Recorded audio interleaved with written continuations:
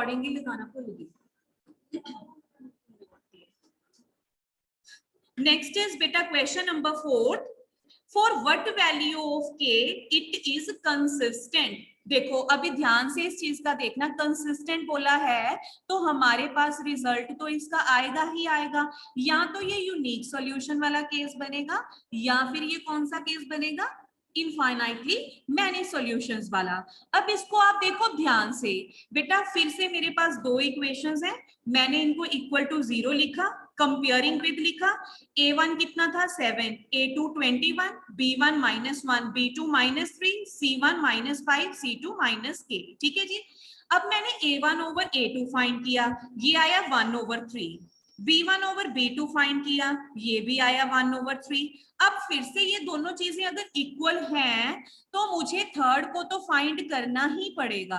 तो मैंने c1 over c2 को फाइंड किया, ये आया -5 over -k, minus minus cancel, it will become 5 over k। अब ये ध्यान में रखो बेटा कि कंसिस्टेंट या तो यूनिक के केस में था या इनफाइनाइटली के केस में था, पर यूनिक के केस में a1 over a2 not equal to b1 over b2 होता है, इसमें a1 over a2 equal to b1 over b2 है, तो ये यूनिक वाला नहीं बनेगा, ये बनेगा इनफाइनाइटली मैनी सॉल्यूशंस वाला केस। तो हम क्या लिखेंगे यहाँ पे, it is consistent if, consistent कब हुआ, जब उसके यहाँ यूनिक वाला केस बने या इनफाइनाइटली वाला बने। यूनिक वाला बन नहीं रहा क्योंकि दोनों चीजें पहले वाली इक्वल हैं, तो हमें क्या लिखेंगे, इट इज कंसिस्टेंट इफ तीनों चीजें इक्वल हों। ठीक है जी। तो 1/3, 1/3, 5 ओवर के, बेटा इसमें के है, इन 5 ओवर के को चाहे ये वाले 1/3 के साथ सोल्व कर लो, चाहे ये वाले 1/3 के साथ सोल्व कर लो, वहां से क्रॉस मल्टीप्लाई करके मेरे पास के की वैल्यू आ जाएगी। तो इस क्वेश्चन में मुझे सिर्फ और सिर्फ के की वैल्यू ही फाइंड करनी थी। I hope you all understood what I told you. Yes ma'am. Very good. Okay Omkar. Yes ma'am. Very good बेटा। नेक्स्ट देखो बेटा, इसका सेकंड पार्ट ध्यान से सुनना बेटा, बहुत इंटरेस्टिंग एक्सरसाइज है और बहुत ही इजी है। जब आप इसको करोगे तो आपको करते हुए भी बहुत अच्छा लगेगा इस एक्सरसाइज के क्वेश्चंस को। देखो सेकंड पार्ट बेटा, दो इक्वेशंस फिर से दी हैं, मुझे के की वैल्यू इसमें फाइंड करनी है। मैंने सारे के सारे क्वेश्चंस में नहीं लिखा कि कंपेयरिंग विद, ये आपने बट सारे के सारे क्वेश्चंस में लिखना है। पहले मैंने इसको इक्वल टू 0 लिखा, इसको भी इक्वल टू 0 लिखा, कंपेयरिंग विद फिर से वही लाइंस जो पुराने क्वेश्चंस में लिखी थी, a1x plus b1y plus c1 equals to 0, a2x plus b2y plus c2 equals to 0। फिर वहां से आ जाएगा a1 है 1, a2 है 3, b1 है -4, b2 है k, c1 है -6, c2 है -5। अब मैंने क्या किया, a1 ओवर a2 फाइंड करा, b1 ओवर b2 फाइंड करा, c1 ओवर c2 फाइंड करा। बेटा अब इस पार्ट में उन्होंने ये बोला था कि आपके पास इक्वेशंस इनकंसिस्टेंट है तो आप के की वैल्यू फाइंड करो। बेटा इनकंसिस्टेंट किस केस में थी, जिसमें हमारे पास कोई भी सॉल्यूशन नहीं होता, और कोई भी सॉल्यूशन किस केस में नहीं था, थर्ड वाले, जिसमें a1 over a2 equal to b1 over b2 तो होता है पर c1 ओवर c2 इक्वल नहीं होता। तो मैं लिखूंगी यहाँ पे equations are inconsistent if a1 over a2 equal to b1 over b2 but not equals to c1 over c2। बेटा अभी इस केसेस में पता क्या होता है, जैसे हमारे पास एक में इक्वल का साइन है, एक में इक्वल का साइन नहीं है, तो हमें पहले दोनों को सॉल्व करके के की वैल्यू फाइंड करनी होती है, लास्ट दोनों को भी सॉल्व करके के की वैल्यू फाइंड करनी होती है। ऐसा नहीं है कि आप पहले दो में से के फाइंड कर लो या लास्ट दो में से कर लो। इसके दो हमारे पास केसेस बनते हैं कि या तो हम 1/3 माइनस 4/k में इक्वल का साइन डाल के की वैल्यू फाइंड करें, या हम इन दोनों में से के की वैल्यू फाइंड करें। तो पहले यहां से मैंने के की वैल्यू फाइंड की, मेरे पास आया -12। अब इन दोनों में से मैंने अगर के की वैल्यू को फाइंड करना है, मेरे पास आया -10/3। पर बेटा ध्यान रखना यहाँ पे इक्वल का साइन था तो मैंने यहाँ पे भी इक्वल लिखा, यहाँ पे नॉट इक्वल का साइन था तो यहाँ पे भी हम नॉट इक्वल यूज करेंगे। तो हमारे पास रिजल्ट क्या आया, k इज इक्वल्स टू -12 और k is not equals to -10/3 answer. Clear है सभी बच्चों को? Yes, ma'am. Yes, ma'am. Yes Jaspreet, Komal. Last में समझ में नहीं आया जो आपने समझाया। यस कोमल बेटा, जसप्रीत समझ आया? जी मैम आगे। Okay, let us do the next then. Beta, next is question number 5th. Find A1 over A2, B1 over B2, C1 over C2 and C from table 4 result. मैंने इस क्वेश्चन को solve नहीं किया, आप इसको खुद करोगे। आप अपनी बुक में से जब इसकी स्टेटमेंट को रीड करोगे, सेम है आपके पास, उन्होंने आपको इक्वेशन की पेयर दिया हुआ है और उन्होंने आपको ये बोला है कि हमें सॉल्व करके बताइए कि ये हमारे पास यूनिक सॉल्यूशन दे रहा है, इनफाइनाइटली मैनी सॉल्यूशंस दे रहा है या नो सॉल्यूशन दे रहा है। ठीक है जी, तो आपको फिर से पता है यूनिक सॉल्यूशन के लिए A1 over A2 not equal to B1 over B2 आएगा, इनफाइनाइटली के लिए A1 over A2 equal to B1 over B2 equal to C1 over C2 आएगा, और थर्ड वन के लिए A1 over A2 is equals to B1 over B2 but not equals to C1 over C2 आएगा। So this question number 5th you can solve yourself. Next is question number 6th बेटा, you are given a unique solution. अब आप सोचोगे कि कितने नाम दिए हुए हैं इनको, unique solution, more than one solution, intersecting lines, consistent. बेटा ये चारों की चारों चीजें एक ही हैं। आपको यूनिक सॉल्यूशन बोल दे, आपको बोले कि लाइंस इंटरसेक्ट कर रही हैं, जैसे मैंने आपको पीछे एक टेबल बना के दिखाया ना, जो मैंने स्टार्टिंग में अभी आज करवाया है, तो उस पे मैंने सारा कुछ लिखा हुआ है, उसको आप देख के अच्छे से अपने क्वेश्चंस का आंसर कर सकते हो। Unique solution, exactly one solution, intersecting lines या कंसिस्टेंट। ठीक है, तो यूनिक सॉल्यूशन के लिए मुझे अगर दो इक्वेशंस दी हुई हैं और उन्होंने मुझे बोला है कि k की वैल्यू को फाइंड करो, कैसे करेंगे बेटा? सारे के सारे क्वेश्चन सेम है, पहले सारी की सारी टर्म्स को लेफ्ट हैंड साइड पे लाके इक्वल टू 0 लिख लेंगे, फिर कंपेयरिंग करेंगे, उसमें से लिखेंगे A1 क्या है, A2 क्या है, B1 क्या है, B2 क्या है, C1 क्या है, C2 क्या है। पर यूनिक सॉल्यूशन के केस में आपको अगर याद हो, हम C1 over C2 तो लेते ही नहीं है। ठीक है जी, तो हमें सिर्फ A1 over A2 फाइंड करना है बेटा, पर लिखना मुझे यहाँ पे सारा है, comma C1 is equals to -3, C2 is equals to -1, पर फाइंड मुझे सिर्फ दो चीजें करनी है, A1 over A2, B1 over B2। Next मैंने लिखा कि इट हैज यूनिक सॉल्यूशन। बेटा अगर इसका यूनिक सॉल्यूशन है तो हमारे पास A1 over A2 is not equals to B1 over B2 आएगा। ठीक है जी, तो अगर मेरे पास ये चीज आएगी तो मैंने यहाँ पे इसकी वैल्यू को सब्स्टिट्यूट कर दिया। देखो A1 over A2 की वैल्यू K over 2, 2 over -3। अब इसको क्रॉस मल्टीप्लाई करना, वहां से आपके पास इसका आंसर आ जाएगा। क्लियर है बेटा? स्टूडेंट्स रिप्लाई मी बेटा। Yes, ma'am. ओके, नेक्स्ट देखो क्वेश्चन नंबर 7। बेटा question number 7 is same as question number 6।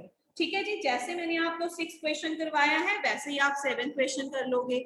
उसके बाद है question number 8, 9th, 10th, 11th, 12th and 13th। बेटा ये भी सारे के सारे क्वेश्चन नंबर 4th का जो हमने सेकंड पार्ट किया है, कौन सा है सेकंड पार्ट? ये वाला, कि इनकंसिस्टेंट वाला, मतलब इनफाइनाइट सॉरी नो सॉल्यूशन वाला। तो इसको आप इजीली कर सकते हो, ये सारे के सारे पार्ट्स। बेटा पता क्या होता है कि आपने सारे के सारे क्वेश्चन, सारे के सारे पार्ट्स करने हैं। अगर मैं यहाँ पे every question if I will do that will become difficult for me, okay, but आप सभी ने सारे के सारे क्वेश्चंस, उसके सारे के सारे पार्ट्स सॉल्व करने हैं। नेक्स्ट इज बेटा क्वेश्चन नंबर 14। क्वेश्चन नंबर 14 में जो उन्होंने दो इक्वेशंस मुझे दी हैं, उन्होंने बोला कि उसका यूनिक सॉल्यूशन भी फाइंड करो। उसका नो सॉल्यूशन भी फाइंड करो और इनफाइनाइटली मैनी सॉल्यूशंस भी फाइंड करो। बेटा क्वेश्चन नंबर 14 थोड़ा सा बाकी क्वेश्चन से डिफरेंट हो गया। कैसे डिफरेंट हो गया कि बाकी क्वेश्चन में किसी में मुझे बोला गया था कि यूनिक सॉल्यूशन फाइंड करना है, किसी में मुझे बोल दिया गया कि आपने इनफाइनाइटली मैनी सॉल्यूशन के लिए सॉल्व करना है, किसी क्वेश्चन में बोला कि नो सॉल्यूशन के लिए सॉल्व करना है। But this is the only question जिसमें उन्होंने मुझे बोला है कि आपने इसको हर एक के लिए सॉल्व करना है, यूनिक के लिए भी, नो सॉल्यूशन के लिए भी, इनफाइनाइटली मैनी सॉल्यूशंस के लिए भी। बेटा फिर से जो मेरे पास इक्वेशंस दी होंगी उसको कंपेयरिंग विद लिख के फिर मुझे a1 over a2 b1 over b2 c1 over c2 की फॉर्म में लिख लेना है। यूनिक सॉल्यूशन का तो आपको पता है कि a1 over a2 not equal to b1 over b2 करके क्रॉस मल्टीप्लाई करके वहां से आपके पास k की वैल्यू आ जाएगी not equal to -12। Same is for the case of no solution, पहले दो इक्वल आएंगे, थर्ड इक्वल नहीं आएगा। फिर उसी तरह मैंने आपको जैसे बताया था कि k की दोनों वैल्यूज मुझे लिखनी है, जैसे ये वाले क्वेश्चन में था कि ये वाली भी लिखेंगे जिसमें इक्वल का साइन है, जिसमें इक्वल का साइन नहीं है वो वाली भी लिखेंगे। और रह गया मेरे पास कौन सा, infinitely many solutions. Infinitely many solutions मुझे क्या कहता है कि ये तीनों की तीनों ही मुझे लिखनी है। ठीक है जी, a1 over a2 b1 over b2 c1 over c2 तीनों की तीनों मुझे इक्वल लिखनी है। पर बेटा अगर मैं इन तीनों को इक्वल लिखूं, यहाँ पे k है, यहाँ और यहाँ तो k है ही नहीं है। अगर मैं फिर भी देखूं, ये दोनों तो इक्वल आनी चाहिए थी ना, क्योंकि k की वैल्यू तो इसमें है, मुझे फाइंड करनी है। इनफाइनाइटली के केस में ये और ये तो इक्वल आना चाहिए था, पर ये दोनों इक्वल नहीं है। तो इसका मतलब कि इसमें हम इनफाइनाइटली मैनी सॉल्यूशंस के केस में से k की वैल्यू को फाइंड नहीं कर सकते। ठीक है बेटा, यूनिक सॉल्यूशन में आपके पास इसमें से k की वैल्यू आ जाएगी, नो सॉल्यूशन में भी k की वैल्यू आ जाएगी। पर जो आपके पास इसका इनफाइनाइटली मैनी सॉल्यूशंस वाला केस है उसमें हमारे पास k की वैल्यू नहीं आएगी। क्यों नहीं आएगी? क्योंकि इसकी प्रॉपर्टी होती है a1 over a2 equal to b1 over b2 equal to c1 over c2। b1 over b2 c1 over c2 तो एटलीस्ट इक्वल होने चाहिए थे ना, क्योंकि a1 over a2 में तो k की वैल्यू है, हमने तो वो फाइंड ही करनी थी। पर ये दोनों इक्वल नहीं है, तो इसलिए हम इसकी कोई भी वैल्यू k की फाइंड नहीं कर सकते। किस केस में? इनफाइनाइटली मैनी सॉल्यूशंस के केस में। क्लियर है बेटा? Yes, ma'am. वेरी गुड, ठीक है जी। Next look at question number 16। बेटा क्वेश्चन नंबर 16 है जो मेरे पास, उसको आप ध्यान से देखो। फिर से ये सारा कुछ हमने वही करना है जो हम पहले करते आए हैं। क्या है? दो इक्वेशंस दी हैं, इनफाइनाइटली मैनी सॉल्यूशंस के लिए मुझे k की वैल्यू फाइंड करनी है। Comparing with this, a1 a2 लिखो, b1 b2 लिखो, c1 c2 लिखो, फिर a1 over a2 लिखो, फिर b1 over b2 लिखो, c1 over c2 लिखो। It has infinitely many solutions, तो हमारे पास a1 over a2 equals to b1 over b2 equals to c1 over c2 आएगा। ये पता है ना आप सभी को बहुत अच्छे से, अभी तो पता चल गया होगा। फिर बेटा क्या किया, a1 over a2 देखो हाफ है, b1 over b2 भी हाफ है, c1 over c2 में k है।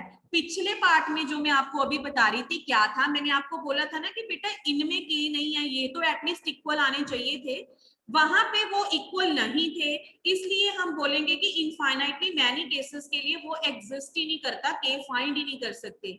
यहाँ पे हमारे पास ये दोनों में k नहीं है, पर फिर भी ये इक्वल है, तो हम या तो इसको इसके इक्वल रख लें या इसको इसके इक्वल रख लें, तो हमारे पास तो सेम ही बात होगी ना। तो सॉल्विंग लास्ट टू, मतलब इन दोनों को हम सॉल्व करेंगे। क्रॉस मल्टीप्लाई मैंने करा है k 2k -10, तो इसको सॉल्व करा हमने, k की वैल्यू आई 10। क्लियर बेटा? Yes, ma'am. Good. Next is question number 19।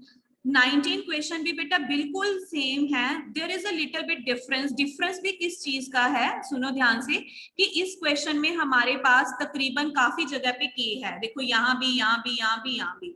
जो हमने प्रीवियस क्वेश्चन करे थे उसमें सिर्फ एक में के थी, मतलब C1 और C2 में के थी, है ना। उससे हमने पीछे क्वेश्चंस किए थे तभी भी वैसा ही था। इसमें हमारे पास A1 A2 में भी के है, B2 में भी के है, C2 में भी के है। सेम करेंगे, सभी को इक्वल टू 0 रखो पहले, फिर कंपेयरिंग विद सारा लिखना है आपने यहाँ पे जहाँ पे मैंने डैश डैश डाला हुआ है। फिर A1 इतना है, A2 इतना, B1 इतना है, B2 इतना, C1 इतना है, C2 इतना। फिर आपने A1 ओवर A2 फाइंड करा, B1 ओवर B2 फाइंड करा और C1 ओवर C2 फाइंड करा। बेटा इन तीनों को फाइंड करने के बाद आपके पास क्या आ रहा है कि it has infinitely many solutions. उन्होंने ये बोला इस क्वेश्चन में कि इसके इनफाइनाइटली मैनी सॉल्यूशंस हैं, तो के की वैल्यू फाइंड करो। हमें पता है कि इनफाइनाइटली मैनी सॉल्यूशन के केस में तीनों चीजें इक्वल होती हैं, तो मैंने वही लिखा, it has infinitely many solutions if A1 over A2 equal to B1 over B2 equal to C1 over C2। अब A1 over A2 की वैल्यू ये रही, B1 over B2 की वैल्यू ये रही, C1 over C2 की वैल्यू ये रही। अब देखो, अब हमने क्या किया, पहले दोनों को भी सॉल्व करना है क्योंकि K की वैल्यू इसमें से भी आएगी मेरे पास, और इन दोनों को भी सॉल्व करना है क्योंकि K की वैल्यू इसमें से भी आएगी मेरे पास। ठीक है जी। तो अभी देखो कि मैंने सॉल्व कैसे करा हुआ है इस चीज को। बेटा क्रॉस मल्टीप्लाई है, k minus 1 1 minus K equals to minus 1 k plus 1। अब इनकी ब्रैकेट्स को ओपन करेंगे। ब्रैकेट्स को जब मैंने ओपन किया, यहाँ पे k की दो वैल्यूज आएंगी 3 एंड 0। जब मैंने इन दोनों को, लास्ट वाले दोनों को सॉल्व किया, k की वैल्यू सिर्फ 1 आई है, वो है 3। बेटा कौन सी वैल्यू है जो दोनों में कॉमन है, 3 है ना। तो 3 वैल्यू है जो इसको भी सेटिस्फाई करेगी, इसको भी सेटिस्फाई करेगी और इसको भी सेटिस्फाई करेगी। मतलब अगर मैं k की जगह पे, जैसे यहाँ पे 0 और 3 आया था, यहाँ पे 3 आया था, अगर मैं k की वैल्यू को 0 पुट कर दूं तो वो सिर्फ इन दोनों को इक्वल बना देगी, इसको इक्वल नहीं बनाएगी। पर 3 इधर से भी आया है, इधर से भी आया है, तो अगर मैं 3 पुट करूंगी वो तीनों को ही इक्वल बना देगी। तो इसका मतलब क्या आएगा एंड में आपके पास कि k की वैल्यू 0 एंड 3 नहीं लिखेंगे, जो दोनों में कॉमन है वही लिखेंगे। Therefore k is equals to 3। Clear बेटा? Yes, ma'am. Good. Next is beta question number 20 and 21st. This question is same as question number 19 जो मैंने अभी आपको करवाया है। तो 20 and 21st question आपका इसके जैसा ही है, आप इसको easily कर पाओगे। बेटा again we have question number 22nd। फिर से ये बहुत easy question है infinitely many solutions के लिए। फर्क क्या है इस पे कि हम बाकी के क्वेश्चंस में k फाइंड कर रहे थे, इस क्वेश्चन में मुझे c फाइंड करना है। तो मैंने पहले क्या किया, कंपेयरिंग विद, यहाँ पे आप लिखोगे, फिर A1 A2 B1 B2 C1 C2 भी लिखोगे, फिर उनका ओवर भी लिखोगे, infinite solution A1 over A2 B1 over B2 C1 over C2 आ गया। सारी की सारी वैल्यूज इधर से उठा के मैंने यहाँ पे पुट कर दी। फिर सॉल्विंग फर्स्ट टू, इन दोनों को सॉल्व किया, C की वैल्यू आई +/6, इन दोनों को सॉल्व किया, C की वैल्यू आई 0 एंड 6। तो दोनों में कॉमन कौन सी वैल्यू है? Who will tell? Ma'am, 6 very positive good. का. तो C की वैल्यू आपके पास 6 आ जाएगी। ठीक है बेटा जी? Yes, ma'am. Very good. Next is बेटा question number 23rd and 24th। ये आप अपनी तरफ से कर सकते हो, बहुत ही इजी क्वेश्चन है। नेक्स्ट हम करेंगे क्वेश्चन नंबर 25th। तो 25th क्वेश्चन भी आपके पास वैसा ही है, 2x + 3y = 7। इसमें बेटा थोड़ा सा लिटिल डिफरेंस इज देयर। वो डिफरेंस क्या है, आपके पास जितने भी क्वेश्चंस हमने किए हैं, या तो सारे में k था, या c था, या p था, कुछ भी था। इस क्वेश्चन में हमारे पास दो चीजें हैं, a और b। तो इस क्वेश्चन को हमने करना तो वैसे ही है जैसे हमने बाकी के क्वेश्चंस किए हैं। There is a little difference, वो मैं आपको बताती हूँ कि कैसे करना है। First equation equal to 0, second equation equals to 0। उसके बाद हमने क्या किया, कंपेयरिंग विद A1 A2 की values, it has infinitely many solutions. तो A1 over A2 B1 over B2 C1 over C2 यहाँ पे मैंने लिखा। उसके बाद फर्स्ट 2 को सॉल्व किया, लास्ट 2 को सॉल्व किया। देखो फर्स्ट 2 को मैंने सॉल्व किया, मेरे पास A और B में ही इक्वेशन बन गई। लास्ट 2 को सॉल्व करा, उससे भी मेरे पास ए और बी में इक्वेशन बन गई। बेटा अब आपको पता है आप इस पे कोई भी मेथड लगा दो, कोई भी एलिमिनेशन मेथड, सब्स्टिट्यूशन मेथड या क्रॉस मल्टीप्लिकेशन मेथड, कोई भी मेथड आप इस पे लगा दो और आपके पास इसका आंसर आ जाएगा, मतलब ए और बी की वैल्यूज आ जाएंगी। क्लियर है बेटा सभी बच्चों को? Yes, ma'am. Very good. So बेटा with this we have completed this exercise.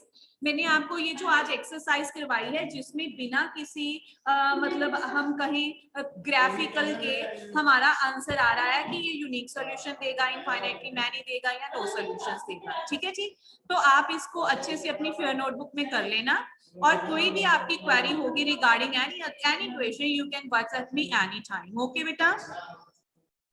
Okay, ma'am. चलो बेटा ठीक है, तो फिर नेक्स्ट क्लास में मिलते हैं। So your today's class is over, I am going to end the meeting. Okay बेटा? Okay, ma'am. सभी बच्चों को समझ में तो आ गया ना जितना हमने किया है? जासप्रीत, कोमल, ओमकार? Yes ma'am. ठीक है, yes ma'am. Okay good. So बाकी का हम नेक्स्ट क्लास में करेंगे। बेटा मैंने आपके साथ पीडीएफ इसकी शेयर करी है, तो आज आपको अलग से कोई इमेजेस या वीडियोस नहीं भेजूंगी, तो आप उसमें से ही कर लेना। ठीक है जी?